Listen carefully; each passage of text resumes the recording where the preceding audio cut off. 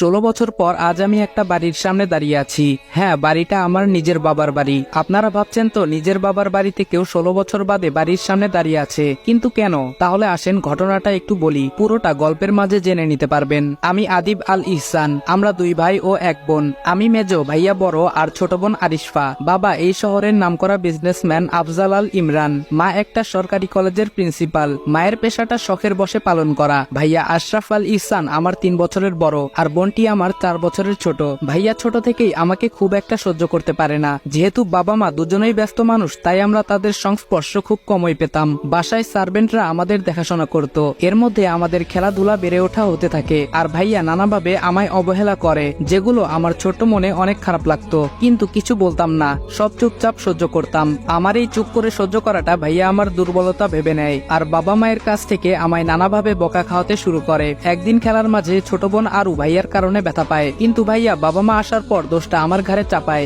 যেহেতু আরুর আঘাতটা বেশি ছিল, তাই বাবা মা আমার উপর অনেক রেগে যায়। আমার কোনো কথাই না শুনে বাবা আমাকে অনেক মারে, আর মা উনি সামনে থেকে সবটা দৃশ্য দেখতে থাকে। মারা শেষ হলে উনারা আবার আরুকে নিয়ে ব্যস্ত হয়ে যায়, আর ভাইয়া সে আমার দিকে তাকিয়ে মুচকি হেসে চলে যায়। সেদিন আমার খুব রাগ হয়, রাগ করে বাসা থেকে বেরিয়ে যাই। আর আজকে আবার 16 বছর পর বাড়ির সদর দরজার সামনে দাঁড়িয়ে আছি, তবে বাড়ির ছেলে হিসেবে নয়। 2 মাসের জন্য এই বাড়ির একটা ঘর ভাড়া নিয়েছি। যদিও ভাড়া দিতে চাইনি, অনেক রিকোয়েস্ট করে ভাড়া নিয়েছি, কারণ আমার ছোট বোনটার বিয়ে ঠিক হয়েছে আর আমি থাকবো না তা কি করে হয়। তবে এইখানে ভাড়া নেওয়ার জন্য আরেকটা কারণও রয়েছে, সেটাই রহস্য। আমি কলিং বেল চাপতেই একজন ভদ্রমহিলা দরজা খুলে দিলেন। আমার বুঝতে বাকি রইল না ইনি আমার মা। খুব ইচ্ছে করছে মাকে জড়িয়ে ধরি, কিন্তু না, আমার ভিতরে অনেক অভিমান জমে আছে। এত সহজে তা ভুলে যাই কি করে? আমার কাজের জন্য চাইলে অন্য বাড়ি ভাড়া নিতে পারতাম, কিন্তু ছোট বোনটার জন্য বারবার মন বলছে এই বাড়িতেই থাকবো। মা বলল, কে তুমি বাবা, কাকে চাও? আমি বললাম, আমি রাজ। আসলে আন্টি, মিজান সাহেব আমার জন্য এই বাড়িতে 2 মাসের জন্য একটা ঘর চেয়েছেন।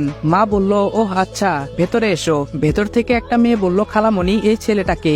মা বলল, কে এই ছেলেটা? ও আমাদের বাড়িতে 2 মাসের জন্য থাকবে। বুঝতে পারলাম উনি আমার খালাতো বোন, ঈশিতা জামান ঈশি। ভ্রু কুচকে আমার দিকে তাকিয়ে কোথায় যেন চলে গেল। উনার পরিচয়টা একটু দিয়ে নেই, উনি আমার খালামণির মেয়ে ঈশিতা জামান। আমি যখন এই বাড়িতে ছিলাম তখন খালামণিরা আমেরিকায় ছিলেন, কখন দেশে এসেছেন কে জানে। যাই হোক, বাদ দিন, আমরা সামনে এগোই। মা বলল, আরু, এই আরু বলল, বলো আম্মু। আম্মু বলল, এই যে ওর নাম রাজ, 2 মাস আমাদের বাড়িতে থাকবে, ওকে ওর ঘরটা দেখিয়ে দিয়ে আয়। আরুও আমার দিকে ভ্রু কুচকে তাকিয়ে আছে। বুঝলাম না আমি কি এলিয়েন নাকি। আরু বলল, চলুন ভাইয়া, 2 তলার বিশাল রুমে আমার থাকার ব্যবস্থা করা হয়েছে। আরু বলল, এটাই আপনার রুম, থাকুন, আমি গেলাম। আমি বললাম, আচ্ছা। রুমটা ঘুরে দেখতে লাগলাম। রুমটা আমার না। অনেক ইচ্ছা হচ্ছিল নিজের রুমটায় যাওয়ার, কিন্তু সেটা তো সম্ভব না। বসে বসে এসব ভাবছি, তখনই মা আসলেন আমার রুমে। মা বলল, বাবা আসবো? আমি বললাম, আসুন, জিজ্ঞেস করার কি আছে? মা বলল, তুমি তো এখানে একাই থাকবে তাই না? আমি বললাম, জি। মা বলল, ঠিক আছে বাবা, তাহলে তুমি আর ভাড়াটিয়া হয়ে থাকার দরকার নেই,